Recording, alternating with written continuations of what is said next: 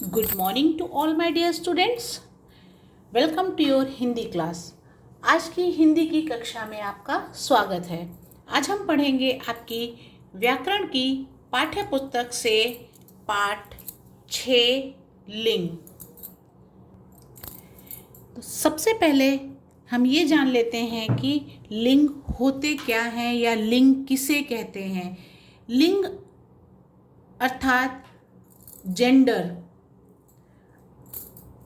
जिन शब्दों से पुरुष जाति या स्त्री जाति होने का पता चले वे लिंग कहलाते हैं. जैसे जब हम रोज की भाषा में बोलते हैं, जैसे आपको मेल और फीमेल का पता चले कि इस नाम से हमें पता चलता है कि ये पुरुष है या इस नाम से हमें यह पता चलता है कि ये स्त्री है, तो वही लिंग होते हैं. तो आपके पाठ में दिए गए कुछ वाक्यों के और नामों के आधार पर हम पहचान करते हैं कि ये स्त्रीलिंग है या पुल्लिंग है. लिंग दो प्रकार के होते हैं, एक स्त्रीलिंग और एक पुल्लिंग. तो जिन शब्दों से हमें स्त्री जाति का पता चले तो वह शब्द स्त्रीलिंग कहलाते हैं. जिन शब्दों से हमें पुरुष जाति का पता चले तो वह शब्द पुरुष लिंग होते हैं और उन्हें पुल्लिंग कहते हैं. तो देखते हैं, यह चित्र लड़का का है. लड़का फुटबॉल खेल रहा है. लड़का पुल्लिंग शब्द है, इससे हमें पुरुष जाति का पता चलता है अर्थात मेल है. फिर है दादाजी अखबार पढ़ रहे हैं. दादाजी भी पुल्लिंग है. मोर नाच रहा है, तो मोर से भी हमें पता चलता है कि यह पुरुष जाति है अर्थात मेल जेंडर है, तो मोर पुल्लिंग है. फिर लड़कियां बैडमिंटन खेल रही हैं. लड़कियों से हमें पता चलता है ये कि स्त्रीलिंग है या फीमेल जेंडर है, तो हम उसे स्त्रीलिंग कहेंगे. दादी जी भी स्त्रीलिंग, मोरनी भी स्त्रीलिंग. और जिन पुल्लिंग शब्दों के स्त्रीलिंग शब्द भी होते हैं, स्त्रीलिंग शब्द के पुल्लिंग शब्द भी होते हैं. स्त्रीलिंग और पुल्लिंग दोनों एक दूसरे के पूरक होते हैं.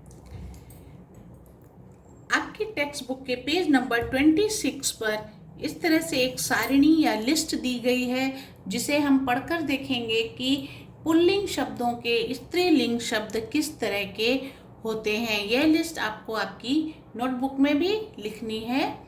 जैसे इस तरफ सारे पुल्लिंग शब्द दिए गए हैं और दूसरी तरफ सभी स्त्रीलिंग शब्द हैं.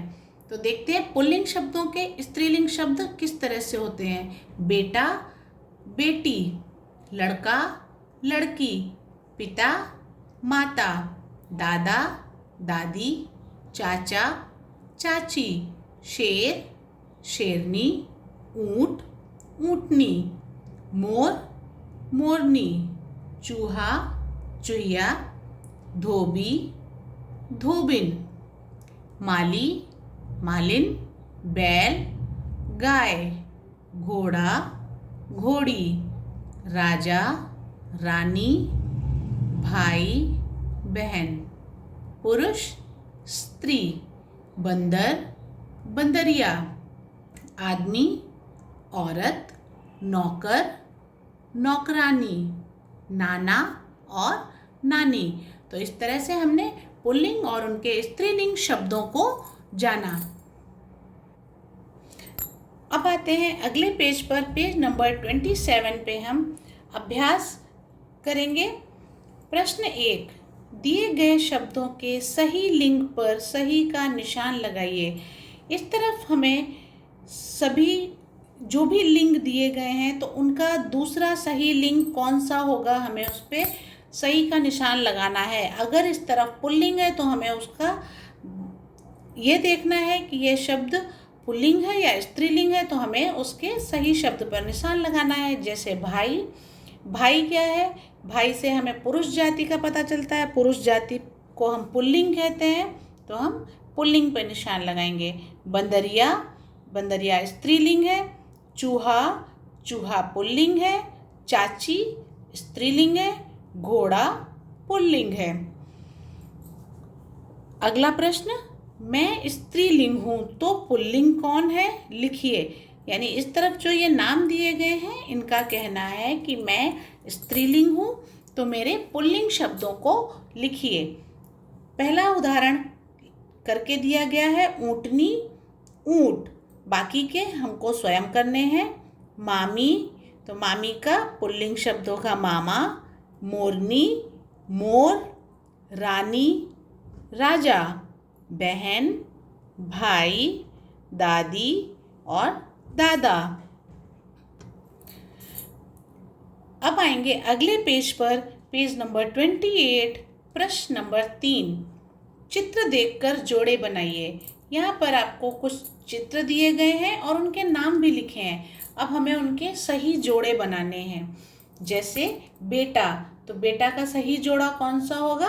बेटी। तो हम दोनों के नंबर्स लिख देंगे। यहाँ पर नंबर 1 लिखा है मैंने, तो हम बेटी का भी नंबर 1 लिख देंगे। नंबर 1 अर्थात दोनों एक दूसरे के जोड़े हैं। बेटा पुल्लिंग है, बेटी स्त्रीलिंग है। धोबी, धोबी नंबर 2, धोबिन ये भी नंबर 2। इस तरह से हम नंबर 2 दोनों को देंगे।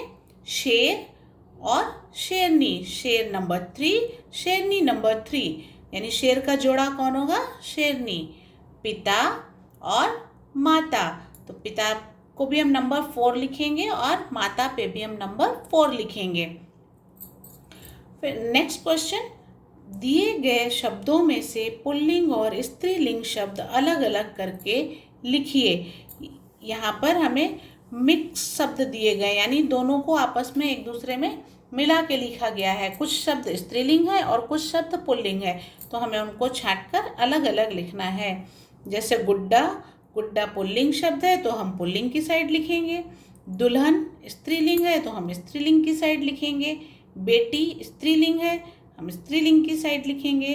राजा पुल्लिंग शब्द है तो हम पुल्लिंग की साइड लिखेंगे। मामी स्त्रीलिंग शब्द है, हम स्त्रीलिंग की साइड लिखेंगे। गाय स्त्रीलिंग है, हम स्त्रीलिंग की साइड लिखेंगे। शेरनी स्त्रीलिंग, हाथी पुल्लिंग, मामा पुल्लिंग और बालक पुल्लिंग। तो इस तरह से हम शब्दों को अलग अलग करके लिखेंगे। अगले पेज पर आते हैं। प्रश्न 5, चित्र देखकर सही का निशान लगाकर बताइए कि इनकी जगह आप होते तो क्या करते। देखिए 2 चित्र दिए गए हैं जिसमें दिया गया है एक महिला खड़ी है और पुरुष बैठे हुए हैं। दूसरा चित्र दिखाया गया है कि महिला खड़ी है, पुरुष उठकर खड़े होकर उन्हें बैठने के लिए कह रहे हैं। तो हमारे मैनर्स, गुड मैनर्स या अच्छे संस्कार हमें यह शिक्षा देते हैं कि अगर हमसे कोई बड़ा खड़ा है या फिर कोई बुजुर्ग खड़ा है या कोई स्त्री खड़ी है तो हमें खड़े होकर उन्हें पहले बैठने के लिए कहना चाहिए। तो दूसरी पिक्चर में हम राइट का निशान लगाएंगे कि पुरुष ने खड़े होकर महिला को बैठने के लिए कहा है। अब हम गतिविधि करेंगे। राहुल अपने परिवार के लोगों से आपको मिलवा रहा है। आप तस्वीर देखकर स्त्रीलिंग और पुल्लिंग शब्दों को अलग अलग करके लिखिए। अर्थात राहुल अपने फैमिली मेंबर्स को इंट्रोड्यूस कर रहे हैं। किस तरह से? ये मेरे दादाजी हैं। अब दादाजी को देखिए, जो भी रेड कलर से लिखे गए हैं वह सभी लिंग वाले शब्द हैं, या तो वो पुल्लिंग है या वो स्त्रीलिंग है, तो वो हमें पहचान के उनकी सही जगह पर लिखना है। तो दादाजी पुल्लिंग है तो हम पुल्लिंग की साइड लिखेंगे।